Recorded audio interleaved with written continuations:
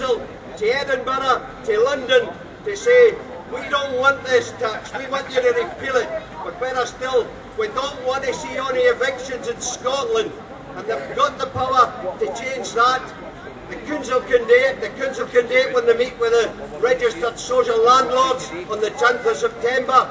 We want them to say, no evictions in Dumfries and Galloway. They've got the power, they should do it. The SNP, they got the power to do it. They can amend Section 16 of the Housing Scotland Act. They say that there's no evictions in Scotland. They've got the power. They keep telling us they want independence. This is the way to, if they're serious, they can actually say there'll be no evictions in Scotland. And likewise, the Labour Party can put it in its manifesto that they'll repeal the Act, so they will. And that's good way for them to respond to it. So there's plenty for the politicians to get their teeth into. The registered social, the other housing associations say they're sympathetic to the tenants. I've got the letter here. The Dumfries and Galloway Housing Partnership. They keep threatening the tenants, so they do, with eviction. And it's here in black and white. They say, apply for the discretionary housing payment so that you can pay your rent. We're appealing to the folk, we're saying, we're encouraging them, make the application to the discretionary housing payment.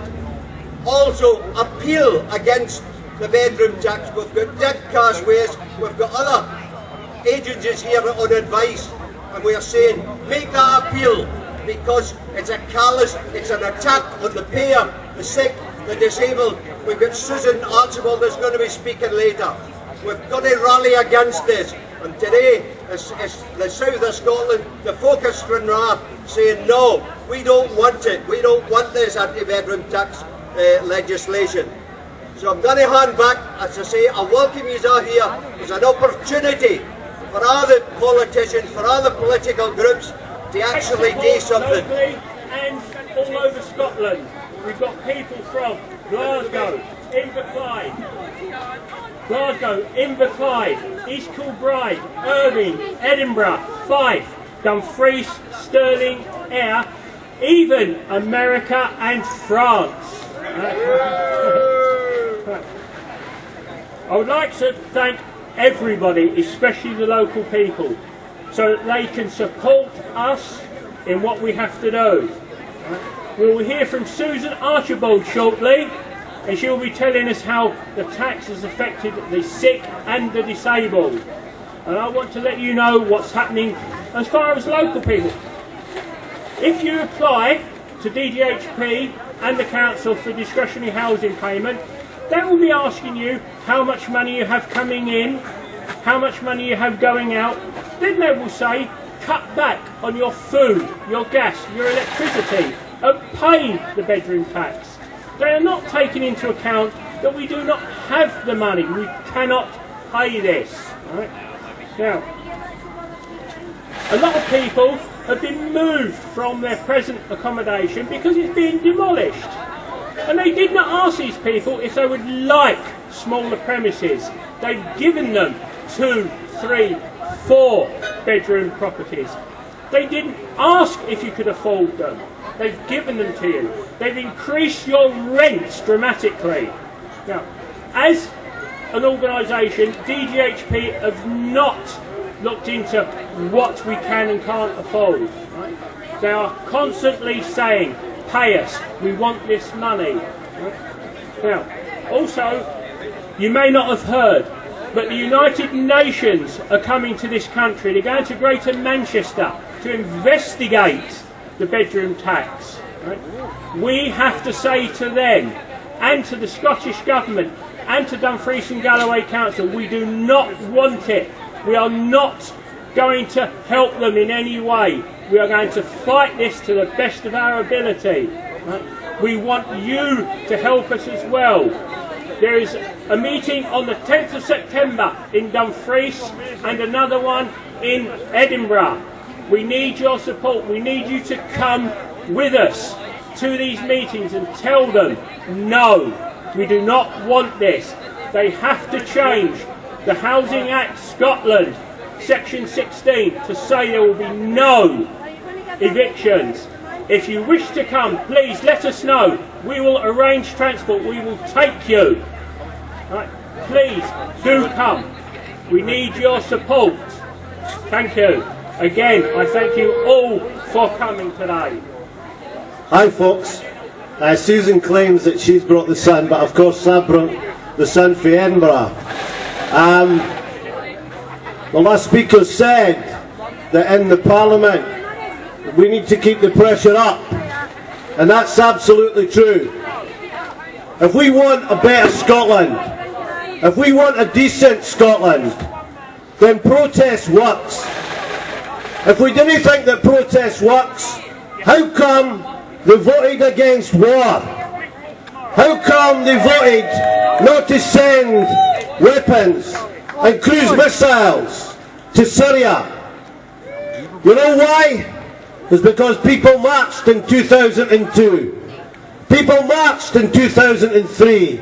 And all through that decade, they made it hard for our rulers to go anywhere. They would have followed Iraq and Afghanistan by going into Iran. Why am I talking about war when I should be talking about the bedroom tax? Well, I have to tell you, they may be disunited over what to do with Syria, but they aren't disunited about what to do with us. What they want to do with us is make us pay for a crisis that we never caused. Have no doubt about it. They've sent a bloody Tomahawk cruise missile into the housing schemes and with the working class people and the disabled all over this country. It's having a devastating effect. It's the effect that makes people who are at the bottom of the pile, because you have to be at the bottom of the pile to make any kind of claim for the benefits that they want to make us pay and pay back.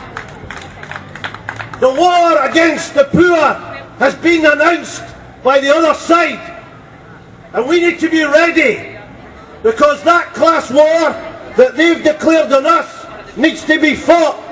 That's why for 2.5 hours I've travelled from Edinburgh, because you've travelled to Edinburgh. I've seen you. I've seen the banners for all over Scotland outside that Parliament demanding. What are we demanding of that government? The Scottish Government. I'm for a yes in the independence, and I don't care if somebody's for a no. United we fight against the bedroom tax. But I'll tell you, if Alex Salmon had any ounce, what you would do is declare now that £53 million from the Scottish Government would be paid into a fund, so no evictions could take place in Scotland as a result of any council or any social housing association or social housing forum. Actually, they could tap into that money, so any shortfall could protect that social housing. You know why we need to protect social housing? It's because those who came for our water, and those who came for our electricity, and those that came for gas are coming for our houses. How do you explain that £1.99 billion has increased in the cost of us, the taxpayer? You know why? Because people cannot afford to stay in social housing if they are being evicted and pressurised. Why are they doing that? Because we didn't have one bedrooms. What we have is landlords who have one bedrooms. In Edinburgh, they're subdividing flats to create bloody one bedrooms. It took us 100 years to get out the single ends. Why the hell would we want to go back there? 100 years ago, a health minister wrote the following, if I can remember it. He wrote that the conditions of people and the kind of housing that was in the Canongate in Edinburgh was an absolute disgrace. I come from the Canongate. My parents were part of 7 kids and their parents, my granddad and my grandma, they lived in a single end. One room, one kitchen, and one bedroom, 7 kids. Why should we go back to that? Why are we saying that it's wrong for people to have extra rooms? What do you do at 6:30 at night when the parents are squabbling? Where do you put them? One in the bedroom and one in the garden? Oh no, we've not got a garden. Right? Where do they walk? Say you fought with your partner. Where are they going to go? What if you're like Margaret in Muirhouse? We were knocking on doors to campaign in Muirhouse in Edinburgh, one of the most socially deprived areas in the country. And we came upon Margaret, and she said, "Aye, I've been harassed." And we said, "Well, Margaret, why are you being harassed?" Well, quite clearly you're disabled to an extreme level, where you need a carer in the day and at night. Oh, Margaret said, "I wrote a letter." She showed us the letter. She wrote to Edinburgh District Council, who are claiming that they are the first council in the country to have a no eviction policy. Well done, Edinburgh. I'll tell you what are they doing now? They're asking people if you've got a Sky subscription, if you drink or you have a smoke. They never go to the big welfare benefit cheats, the millionaires, and ask them. I'll tell you what, I'm a cab driver for my sins. I go to all the fancy restaurants in Edinburgh, and I come and take people back to wherever they're living, up at the Grange or the big houses. And you know, when they give me when it's £9 and they've got a £10 and they want a receipt for £15, you know, all that fiddling that goes on with these swines at the top. They're ripping us off big style. Well, they say to Margaret, "You cannot have 2 bedrooms." And we said, "But Margaret, you're at the top level of benefit. You've got the maximum. Anybody, any housing association or housing officer in Edinburgh would start by, why have you got the full whack of benefit? And you've only got that because you're entitled to it.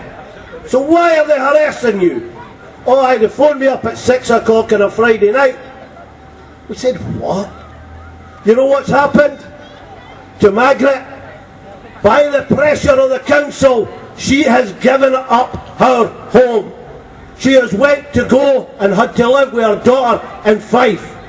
How disgraceful that a woman living in a community that was caring about her, that was looking after her, a doctor suggested because the pressure she was in, she was going to make herself so ill that she could possibly even die, and therefore she gave up. Well, we're not giving up for the Margarets. We're not giving up for the people in our communities who need decent fighters where they can't fight. But where they fight and where they resist and they say, "I can't pay, but I'm not leaving," I'll tell you what we're going to do. We're going to be with them people. The people that we're meeting in public meetings, etc., that says we're in a desperate situation. I tell you what, Howard Sims says it. He says protest beyond the law is not a departure from democracy. It is essential for democracy for us to be able to challenge the existing laws because they're aimed against us. So we fight back. And we fight back against all the ratbags. Ian Duncan Smith, where is he? I'm here. Where is he? He's been taken out of the loop because people know how horrible he is, and he's bad news for the Tories. Well, they've got a lot of people who are bad news for them. But nevertheless, he is still at the background putting forward these policies. We will see in the coming months not only people who will be affected by the bedroom tax, but much more than that, universal credit. And they want to cut universal credit by over 50%. Billions of pounds that help us to exist will be taken out of people's pockets. We will see evictions, possible evictions, and people in desperate situations. I'll finish by this. In my community, all the management committees or the community centres in my area are being asked to come to a meeting. And you know what the meeting's for? It's to prepare for the winter. It is to create what we call people's restaurants, to bring and help and support people who we know, as night follows bloody day, that they will be in a desperate situation because we already see the existence of that. So we are responding, but we're not just responding by helping people directly, by helping to feed people and breakfast clubs and the rest. We will be taking the fight to the Scottish Government. We will be taking the fight to the Westminster Government. On the 29th of September, I will be marching in Manchester, because I know the fight is not just in here in Scotland, but it's all over the country, because the ratbags are all over this country, and we need to beat them.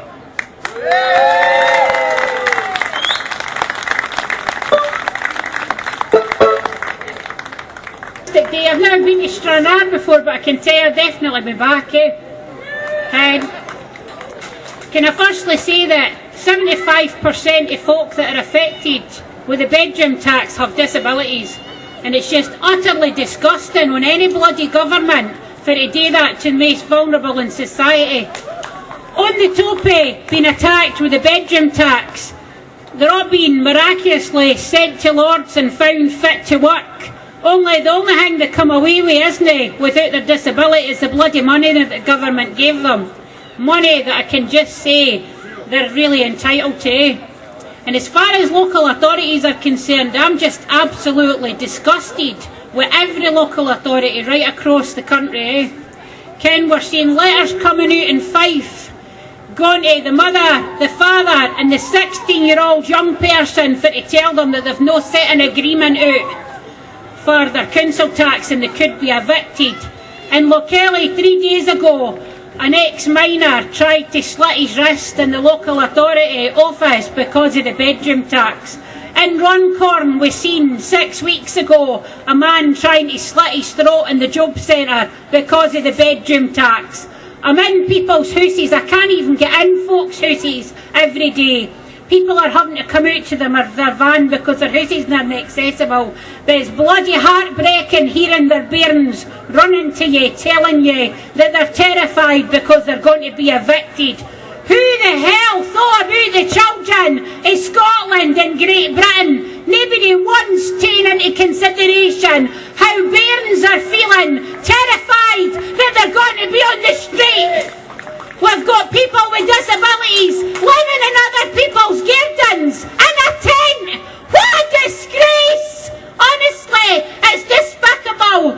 I'm running about, I'm trying to top up folks' electric, I'm trying to top up their gas, I'm trying to take them food, but I didn't have a bloody orphanage. And right now, people are so affected with this.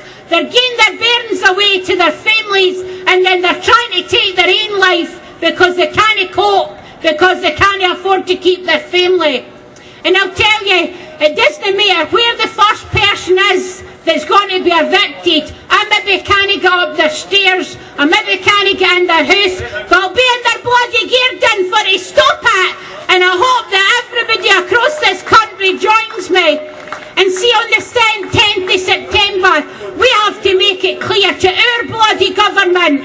We need to be there at 6, 7 or 8 o'clock in the morning, and we have to shut every bloody street down in Edinburgh, so they have to walk past us to get to that Parliament for to make the decisions that they're going to make. And it isn't just about the Scottish Government. By God Almighty, it's about the government. And I'll tell you, I'll be taking to the streets in London on Monday, Tuesday, Wednesday and Thursday next week to shut every bloody department down, to reclaim my future and every other disabled person's in this country. We will not put up with what you're doing. I'm maybe here in small numbers, and when we take to the streets, we are a minority, because there's loads of people far too ill for to go out and campaign. But bloody trust me, they will hear us next week, you'll hear us up here, because we're not going to sit down and take this. And all I can say is, we seriously have to work together, Disabled people are being attacked at every turn they take. Ken, get out and find a job, get yourself a job. I'm really quite lucky because I can still work and I'll go out and help anybody fight for to get a job. But I'm damn sure nobody will stop me fighting for the folk that can't work, eh? Ken, I'm running about folks' houses, I'm running about places, filling in employment support allowance forms, taking their tribunals. Where the hell is CAB? They got all the bloody money for to do this, but they didn't take the tribunals. Where's the unions today? That's what I would like to say. Everywhere we go to all these great big fantastic events that say the unions are doing this, the unions are doing that. What a heap of shite, where are they? Get what I mean? When we need them on the streets, they're not there. When they want to shut things down and they want us to be there, they're there. Well, Ken what? See from now on, you can come and you can support us, but you'll not steal our bloody fight. That's for sure. You know, coming down on the bus today, someone commented that X Factor's starting tonight. Well, never mind X Factor. That was absolutely stunning, absolutely brilliant. I think you would pay money gladly to listen to that quality of music and singing, so thanks very, very much. And what a talented family, because we're hopefully going to go and watch Michael's play after this event at 2:15. We've delayed the departing of the bus from Glasgow in order that we can go and watch that play. So we've got a playwright, an actor and a beautiful singer in the one family. So very, very talented, absolutely brilliant.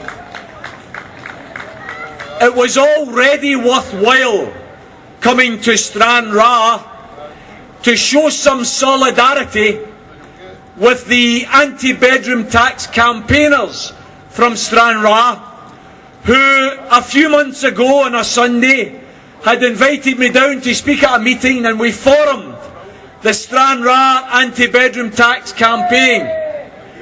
And since then, they've been to Glasgow several times, they've been to Edinburgh several times, they've been up in Stirling supporting the demonstration against Stirling.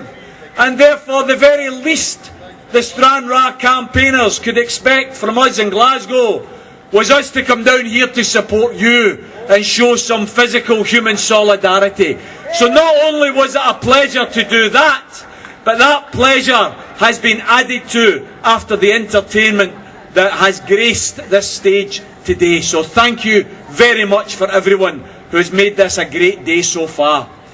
We've also had some fantastic contributions, haven't we?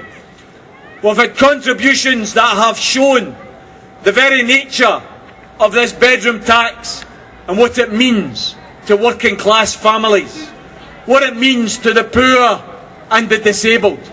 Let's be clear about it.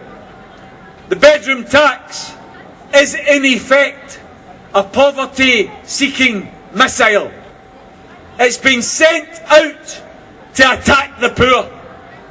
You don't get hit with a bedroom tax unless you're in receipt of housing benefit and you live in a council or a housing association home. That's why it's a poverty-seeking missile. Because in order to get housing benefit, you get means tested. You get means tested to prove that you're poor. Well, brothers and sisters, many people have said to me, in fact some people have even said it today, can we beat the bedroom tax? Yes.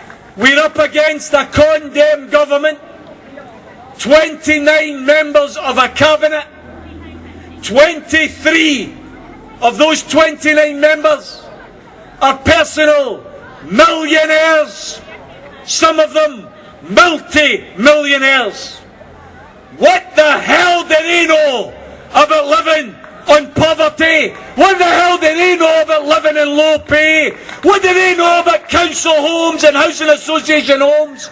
These people talk about having a spare bedroom. Well, that's okay when you're in your 12-bedroom manse that these people live in. Your Lord Freuds of the world, who most of you won't have heard of, but he's the Tory Lord who designed and thought up the bedroom tax, comes from a nice wee house in Essex, a nice wee 8-bedroom house. Well, when he tells you that you've got 2 kids, and one's 8 and at primary school, and one's 14 at secondary school, and you as a working class family, who as Willie Black said, have fought for many years to get out the room and kitchen, to give your family a bit of space, to give your wains a bedroom of their own. When you've got 2 kids, one who's still learning about life and having fun at primary school, and one who's learned that life can be tougher at secondary school and studying for exams, you move mountains to make sure they get a wee bit of space, that they get their own bedroom, so they can study and get the best results possible.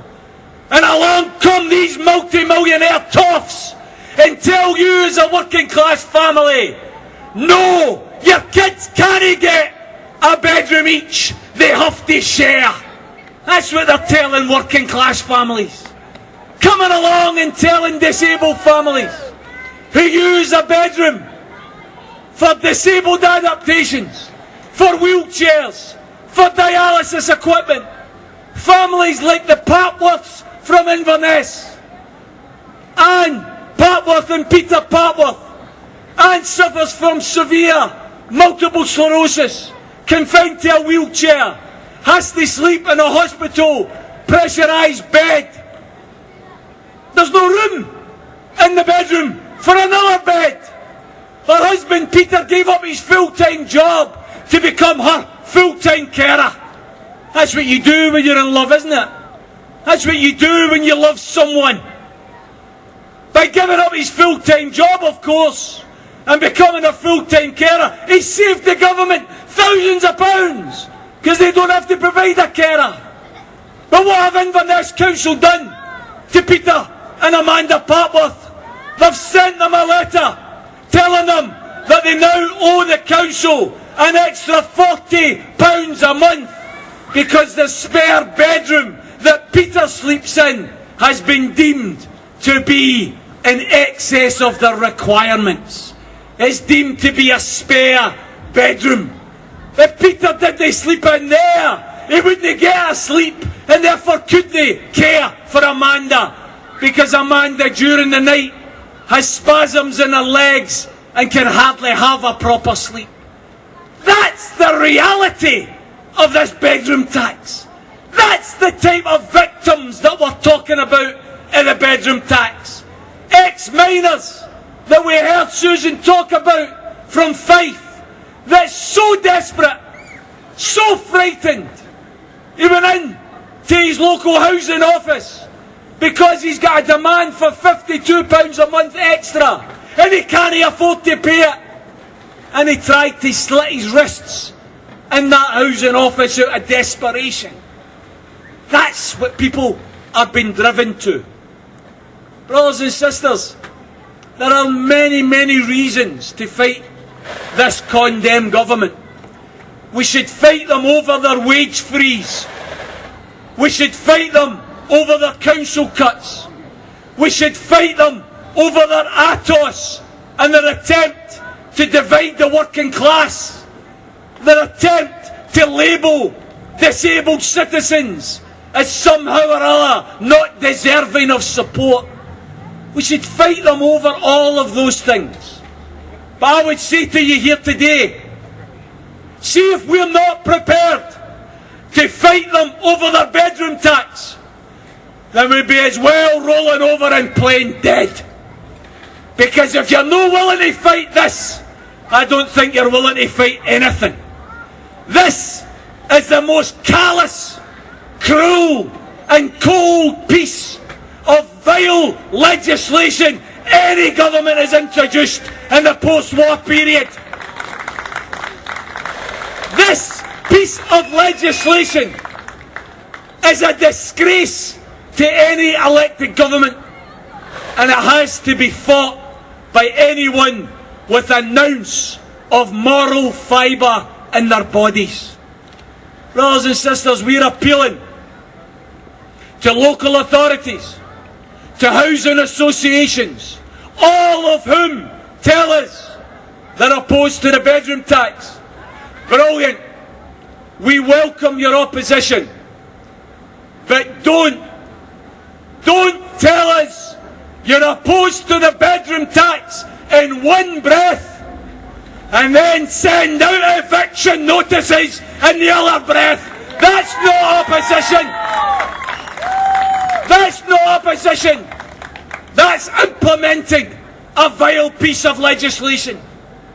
But brothers and sisters, to that question of can we win this fight, I've got a Daily Record here in front of me.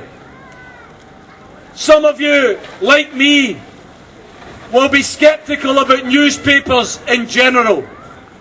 Often you have to check the top right hand corner where they print the date to see if they've got that right. Such is the rubbish that you often read in the newspapers. But I'm going to give credit where it's due. The Daily Record has campaigned against the bedroom tax, has campaigned against ATOS, and today they answer the question of whether we can beat this tax. Because they carry a story today that began a week ago when North Lanarkshire Council sent an eviction notice out to a disabled woman in a wheelchair, Lorraine Fraser, where they said they had begun eviction proceedings against her because she couldn't afford to pay, and listen to this, she couldn't afford to pay £248 in bedroom tax arrears. They were going to evict a woman in a wheelchair for £248. A Labour council. A Labour council. Brothers and sisters, Lorraine Fraser contacted her local anti-bedroom tax campaign in View Park. View Park contacted the Scottish Anti-Bedroom Tax Federation. Together we mobilised opposition. Together we mobilised petitions. We chapped doors, we distributed leaflets. We had a meeting on Thursday night of over 100 people packed into a hall, and we dragged the leader of that council to that meeting. And that leader came to that meeting on Thursday night. That council that had sent out a letter saying they had commenced legal action to evict that tenant. That leader said on Thursday night, not only would Lorraine Fraser not be evicted over bedroom tax arrears, but that no one in North Lanarkshire would be evicted for bedroom tax arrears. In other words, brothers and sisters, that's an example of how, if you're organised, then you can win. If we get together, then we can win. If you show some physical solidarity with your neighbours and your community, then we can win. We have to say to all of the other local authorities, we have to say to all of the housing associations, if North Lanarkshire Council can give a commitment not to evict bedroom tax victims from their homes, then so can every council and housing association in Scotland. You see, they tell us, as Willie was explaining, that they have this thing called discretionary housing payments that they may use in order for bedroom tax victims not being forced to pay. But in order to get this discretionary housing payment, you have to prove that you deserve it. Brothers and sisters, we have to say to every council, to every housing association, don't you know that housing housing benefit is a means-tested benefit. The only question that bedroom tax victims should be asked by councils, by housing associations, is, are you still in receipt of housing benefit? And if the answer is yes, then you should be awarded discretionary housing payment. You should not be evicted from your home. That's the only question, brothers and sisters. How dare Edinburgh or any other council decide to ask a poor disabled family how much he's spending on your telly, how much he's spending on your travel, how much he's spending on your clothes? Are you taking the family on holidays? Brothers and sisters, how low are we going to let these people take us? This is 21st century Scotland. Are we really going to stand idly by and see the Lorraine Frasers of the world in wheelchairs being evicted from their family homes? If we are serious about building a new and a better Scotland with social justice at its heart, every single one of us has a duty and an obligation to join this fight. I've said it before and I'll say it again. I'm not personally affected by the bedroom tax, but I am personally offended by the bedroom tax and everything it does to working class people. That's why we need to show unity, and that's why we need to appeal to the political parties. This issue is not about left and right politics. This issue is about right and wrong morality. This issue is about saying to the Labour Party, it's about saying to the SNP, don't just tell us you're opposed to the bedroom tax. Labour, show some battle. Tell us that you're going to abolish the bedroom tax.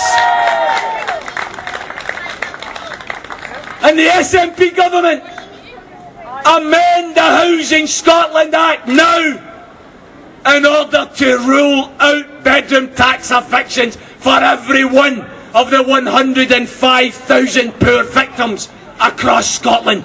That's what the SNP government can do. And I'll tell you what, if they were prepared to do that, maybe they would get even more support for the referendum that's due next September.